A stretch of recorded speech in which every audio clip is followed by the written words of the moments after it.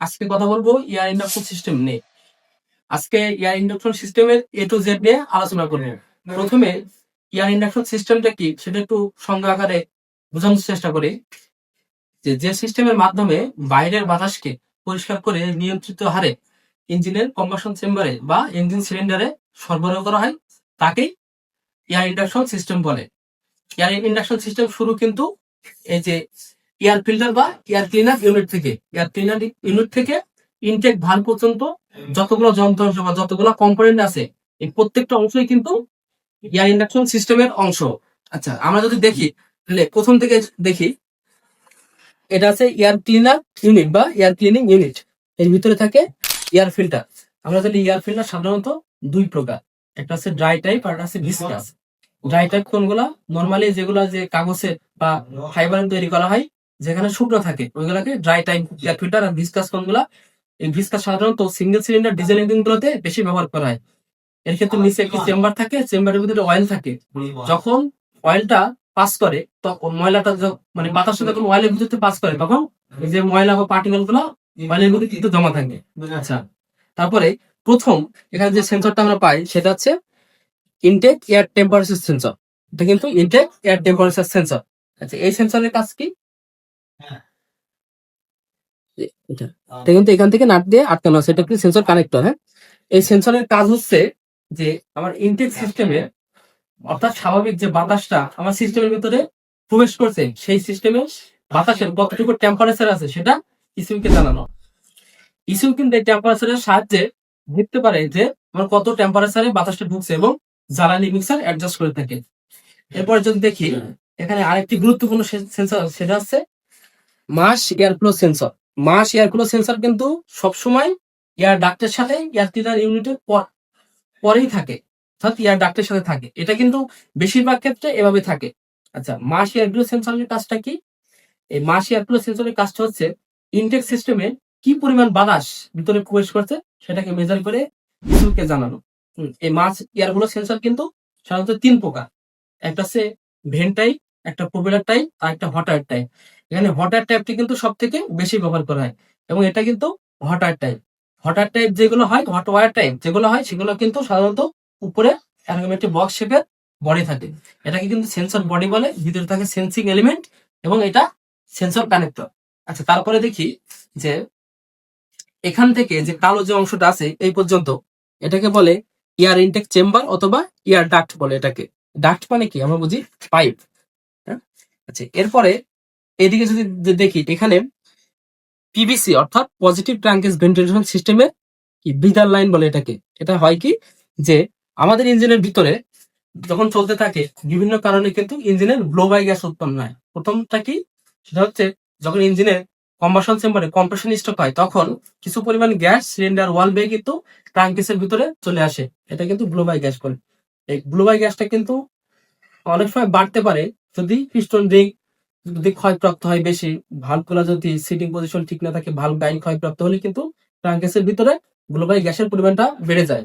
আরেকটা কারণে গ্লোবাই গ্যাসের পরিমাণ বাড়তে পারে, সেটা হচ্ছে যখন ইঞ্জিন ওভারহিট হয়, তখন লুব অয়েলটা কিন্তু অনেক উত্তপ্ত হয়। তখন লুব অয়েলে ধোঁয়ার মতো যে অংশটা ওঠে, সেটা কিন্তু ক্ষতিকারক গ্যাস, যা পরিবেশের জন্য ক্ষতিকর। এবং কম্বাসন চেম্বার থেকে যে গ্যাসটা আসে ওটাও কিন্তু ক্ষতিকর। অর্থাৎ এই গ্যাসটাকে পুনরায় ভেন্টিলেশন করার জন্য, অর্থাৎ এর ভিতরে পরিবেশটাকে পরিষ্কার রাখার জন্য কিন্তু এই পিসিবি সিস্টেম ব্যবহার করা হয়। এই সিস্টেমে এখান থেকে ডাক থেকে পরিষ্কার বাতাস ট্রাঙ্কেসের ভিতরে যায় এবং এখান থেকে একটা পিসিবি ভালভ আছে।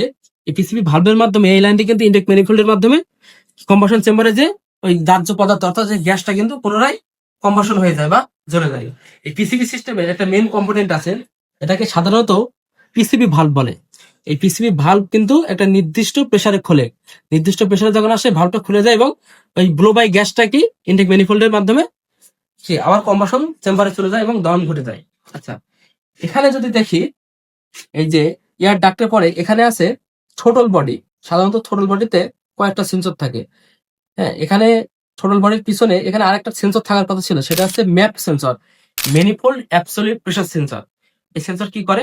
এই ম্যানিফোল্ডের বাতাসের প্রেসারটা কতটুকু আছে, এই প্রেসারটা কিন্তু ম্যাপ সেন্সর মেজর করে কি ইসুকে জানায়। কিছু কিছু ইঞ্জিনে এমএএফ অর্থাৎ মাস এয়ার ফ্লো সেন্সর এবং map sensor manifold absolute pressure sensor দুইটাই থাকে, কিন্তু কিছু কিছু ইঞ্জিনে আবার ম্যাপ সেন্সরটা থাকে না, এক্ষেত্রে শুধু মাস এয়ার ফ্লো সেন্সরটা থাকে। আচ্ছা, এই ইঞ্জিনে কিন্তু ম্যাপ সেন্সরটা নাই। এই থ্রোটল বডিতে ভিতরে থাকে কি থ্রোটল ভালভ থাকে, এখানে এদিকে আছে কি থ্রোটল লিভার, এটাকে বলে থ্রোটল লিভার, এটা কি অ্যাক্সেলারেটর কেবল বা থ্রোটল কেবলও অনেক সময় বলা হয়।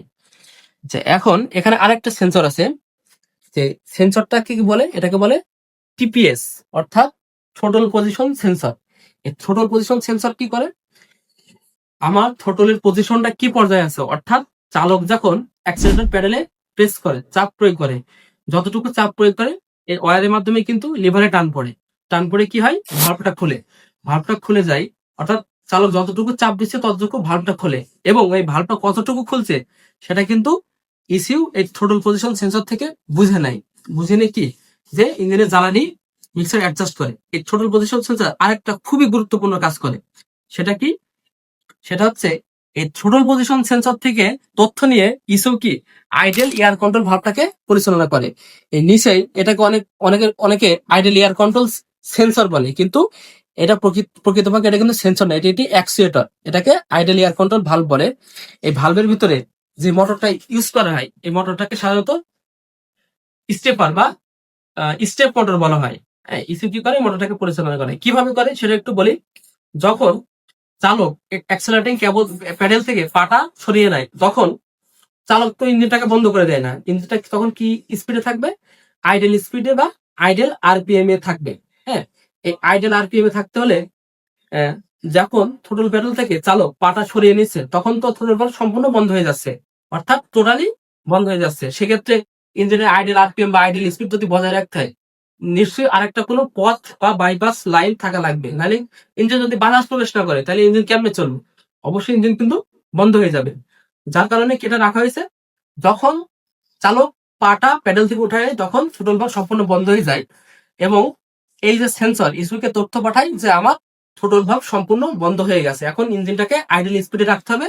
তখন ইসিউ কি করে, ইলেকট্রিক্যাল সিগন্যালের মাধ্যমে, অর্থাৎ ইসিউ কি করে লাইভ ডাটা তৈরি করে, ডাটার মাধ্যমে কি ইলেকট্রিক্যাল সিগন্যালের মাধ্যমে এই যে আইডেল এয়ার কন্ট্রোল ভালভে যে স্টেপার বা স্টেপ মোটর আছে ওটাকে পরিচালনা করে আইডেল ভালভটাকে খুলে যায়। তখন কি হয়, যে এখান থেকে দেখি একটা লাইন আছে, এই যে লাইনটা, এটাকে সাধারণত বাইপাস লাইন বলে। হ্যাঁ, এখান থেকে কিন্তু আইডেল এয়ার কন্ট্রোল ভালভের বাতাসটা যায়, যে কি থ্রোটল ভালভকে বাইপাস করে আইডেল এয়ার কন্ট্রোল ভালভের মধ্য হয়ে বাতাসটা কিন্তু ইনটেক ম্যানিফোল্ডের মাধ্যমে যায়, যে কি হয়, যে অল্প পরিমাণ যে বাতাসটা যায়, ওই বাতাসে কি করে, ইঞ্জিনের আইডেল আরপিএম বা আইডেল স্পিডটা বজায় রাখে। আচ্ছা, এখন এখানে আর একটা প্রশ্ন হইতে পারে, যে যে স্যার এফআই ইঞ্জিনে আইডল স্পিডটা কিভাবে থাকে, কিভাবে বজায় থাকে বা কিভাবে থাকে, অবশ্যই। আচ্ছা, এখানে এইটা আইডল স্পিডে আনা এবং বজায় রাখার জন্য আরেকটা ভালভ কাজ করে, সেটাকে বলে IC valve, idle speed control valve.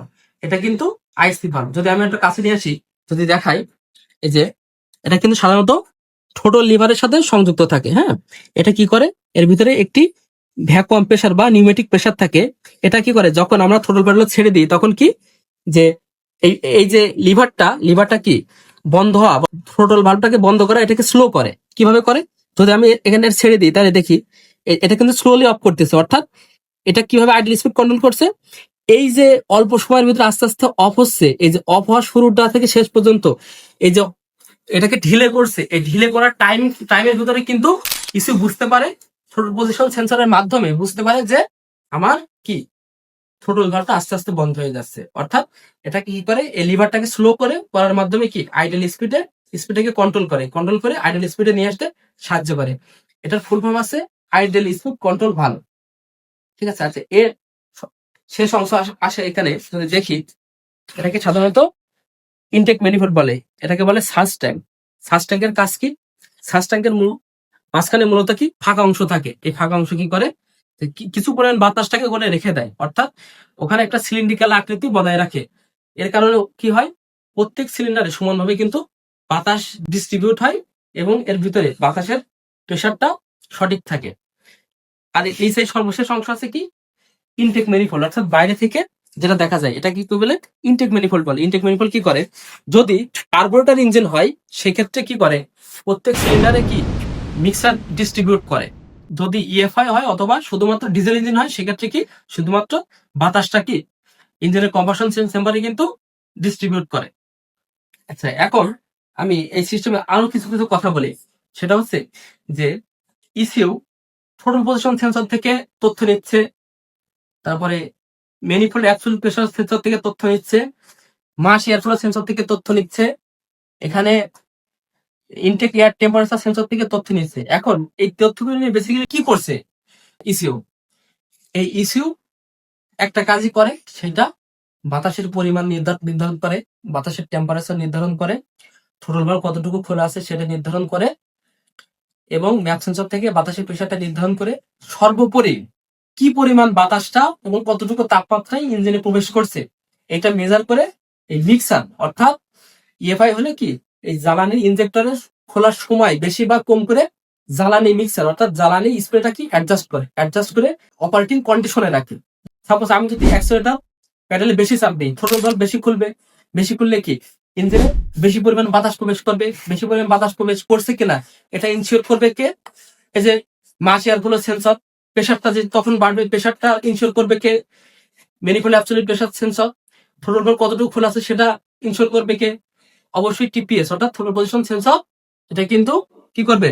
Ensure করবে। তখন ইস্যু কি খুব সহজে বোঝা যায় যে আমার ইঞ্জিনে কি পরিমাণ বাতাস যাচ্ছে, কি পরিমাণ প্রেশার আছে। তখন সেই অনুযায়ী কি এই ইনজেক্টরটা খুলে, এই যে ইএফআই ইনজেক্টর, হ্যাঁ, এই ইনজেক্টরটাকে কি করে খুলে ইনটেক ম্যানিফোল্ডের গোড়ায় সাধারণত বেশিরভাগ ক্ষেত্রে মিক্স জ্বালানিটা স্প্রে করে। আচ্ছা, অনেকে আপনারা বলেন যে ইস্যু দেখি নাই স্যার, ইস্যু দেখি নাই, শুনি। আসলে প্র্যাকটিক্যাল না করলে তো ইস্যু কখনো দেখা যাবে না। এই ইঞ্জিনে ইস্যুটা বাইরে রাখছে, এটা কিন্তু ইস্যু, একে ইস্যু, হ্যাঁ, এটা অনেক সময় এটাকে ইসিউ বলে, ইলেকট্রনিক কন্ট্রোল মডিউল অথবা ইলেকট্রনিক কন্ট্রোল ইউনিট। এটা কিন্তু একটা ইএফআই ইঞ্জিন বা একটা গাড়ির মস্তিষ্ক বলা হয়। ঠিক আছে, এটা কিন্তু ইলেকট্রিক্যালি সকল সেন্সর থেকে তথ্য গ্রহণ করে এবং সেই তথ্যের ভিত্তিতে যত অ্যাকচুয়েটার আছে অ্যাকচুয়েটার গুলো কিন্তু পরিচালনা করে। এখানে কয়েকটি অ্যাকচুয়েটার কথা বলি। ইনজেক্টর কিন্তু একটি অ্যাকচুয়েটার, এখানে আইডেল এয়ার কন্ট্রোল ভালভ কিন্তু অ্যাকচুয়েটার, এগুলা কিন্তু অ্যাকচুয়েটার। তো ঠিক আছে, আজকে আইডেল এয়ার কন্ট্রোল ভালভ সম্পর্কে আলোচনা করলাম, তবে এখন কিছু ত্রুটি বলে দেওয়া উচিত। আচ্ছা, বলি কিছু ত্রুটি বলে দিই। যদি এই যে ইএফআই ইঞ্জিনে এয়ার ইন্ডাকশন সিস্টেমে কোথাও লিকেজ হয় তাহলে কি সমস্যা হবে?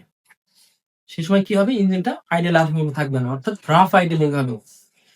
ইঞ্জিনের আইডেল যখন স্মুথ হয় না, কাঁপাকাঁপি করে বা উঠানামা করে, তখন এটাকে বলে রাফ আইডেলিং। ঠিক আছে, যদি লিকেজ হয় সেক্ষেত্রে কি সিস্টেমে রাফ আইডেলিং হবে। যদি এমএএইচ সেন্সর খারাপ হয় সেক্ষেত্রে কি ইসিউ সঠিক পরিমাণে বাতাসটা মেজার করতে পারবে না, সেখানে মিক্সারে কি কম বেশি হবে, যার কারণে ইঞ্জিনটাও কিন্তু রাফ আইডেলিং হবে। অর্থাৎ এখানে যে কোনো একটা সেন্সর অথবা যে কোনো কম্পোনেন্ট যদি ক্ষতিগ্রস্ত হয়, সব থেকে প্রথম যে উপসর্গটা দেখা দেবে সেটা কি ইঞ্জিনের রাফ আইডেলিং হবে এবং ইঞ্জিনের মিক্সার প্রপারভাবে হবে না, ইঞ্জিনের পারফরমেন্স ঠিক থাকবে না, এবং সর্বোপরি ইঞ্জিনের ফুয়েল কস্টিংটা বেশি আসবে এবং ইঞ্জিনের পারফরমেন্স ভালো না হওয়ার কারণে ইঞ্জিনের আউটপুটটা কিন্তু আমরা ভালো পাবো না। তো ঠিক আছে, আজকে এয়ার ইন্ডাকশন সিস্টেমে নিয়ে A to Z আলোচনা করলাম। যদি আপনাদের আর কোনো প্রশ্ন থেকে থাকে, আর কোনো সমস্যা থেকে থাকে, অবশ্যই কমেন্টে জানাবেন। ধন্যবাদ সবাইকে।